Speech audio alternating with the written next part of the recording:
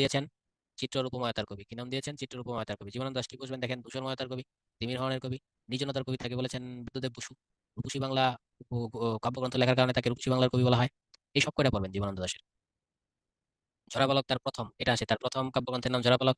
বনলতা নারীর প্রেম, চুলতার কবে কারন্ধকার তিশা নিশা, তুষার পাণ্ডুলিপি, এটা লিখেছেন। মহাপৃথিবী সব করে করতে হবে, সাতটি তারা জিমের বিশেষ করে এটা করতে হবে। মাল্যবান সতীর্থ কল্যাণী।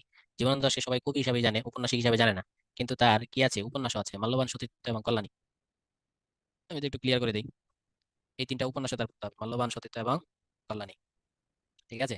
কবিতার কথা এখানে তিনি বলেছেন সবাই কবি না, কেউ কেউ কবি। তার বউ তাকে দাম দিত না, তার বউ তাকে বলতো সবাই কবি না, তুমিও কবি না, কেউ কেউ কবি, তুমি তাদের মধ্যে না। এই চরণগুলো পড়তে হবে। হাজার বছর ধরে পথ হাঁটতেছি পৃথিবীর পথে, 1,000 বছরের ক্লান্তি। জীবনানন্দ দাশ 1,000 বছর যাবত ক্লান্ত, কিন্তু বনলতা সেনের চোখের মধ্যে যখন সে আশ্রয় পায়, সেই 1,000 বছরের ক্লান্তি একটা নারী মুছে দিতে পারে। তাহলে বলেন, আমাদের পুরুষের জীবনের সকল ক্লান্তি কে মুছে দেয়? নারী। বনলতা সেন জীবনানন্দ দাশের 1,000 বছরের টায়ার্ডনেস মুছে দিয়েছে। রূপসী বাংলার মধ্যে তিনি বলেছেন, আমি বাংলার মুখ দেখিয়াছি তাই পৃথিবীর রূপ হইতে চাই না আর। আমি ক্যাটরিনা কাইফকে দেখিয়াছি তাই অপু বিশ্বাসকে দেখিতে চাই না আর। কবিতার কথায় তিনি বলেছেন সবাই কবি না, কেউ কেউ কবি। তার বউ তাকে অসম্মান করে বলতেন সবাই কবি না, কেউ তুমিও কবি না, যারা কবি তাদের মধ্যে তুমি পড়ো না। দেশকে ভালোবেসে জীবনানন্দ দাশ বলেছেন আবার আসিব ফিরে, ধানসিঁড়িটির তীরে এই বাংলায় হয়তো বা মানুষ নয়, শঙ্খচিল শালিকে বেশে উপরের কাউয়া হয়ে কার্তিক নবান্নের দেশে। কুয়াশার বুকে বেশে বেশে একদিন আসবে এই কাঁঠাল ছায়, হয়তো বা হাঁস খাবো কিশোরীর ভোর হইবে লাল পায়। কি কথা ভাই! আবার বাংলাদেশে তিনি আসবেন, একটা হাঁস হবেন। সেই হাঁসটাকে ধরার জন্য একটা কিশোরী থাকবে, তার পায়ে লাল আলতা থাকবে। তারপর সেই কিশোরী হাঁসের পিছন পিছন দৌড়াবে। সেই হাঁস বলেছে আমি সেই কিশোরীকে ফিকে দিয়ে আমি চলে যাবো কুলমির গন্ধ ভরা জলে ভেসে, সারাদিন আমি কাটিয়ে দেবো কুলমির জলে ভেসে ভেসে, সেই কিশোরী আমায় ধরিতে পারবে না। কি কথা! সুরঞ্জনায় তিনি আক্ষেপ নিয়ে বলেছেন, সুরঞ্জনা ওইখানে যেও না কো তুমি, বলো না কো কথা ওই প্রত্যেকের সাথে, ওই ছেলেটির সাথে তুমি কথা বলো না। কি কথা তাহার সাথে তোমার থাকতে পারে?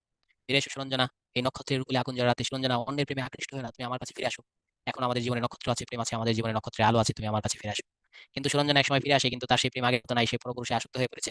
তাই জীবনানন্দ দাশ বলে, সুরঞ্জনা তোমার হৃদয় আজ ঘাস, তোমার হৃদয় এখন আর প্রেম নাই সুরঞ্জনা, ওই হৃদয় এখন ঘাস হয়ে গিয়েছে সুরঞ্জনা, তোমার হৃদয় আজ ঘাস।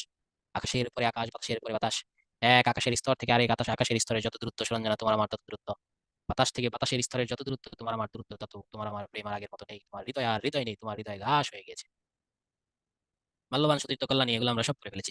জীবনানন্দ দাশ বলায় চাঁদ নিষ্প্রয়োজন, নিজেরা পুরিয়া নিবেন। অমেয় চক্রবর্তী, নিজেরা পুরিয়া নিবেন। সবাই ভালো থাকিবেন, আল্লাহ হাফেজ।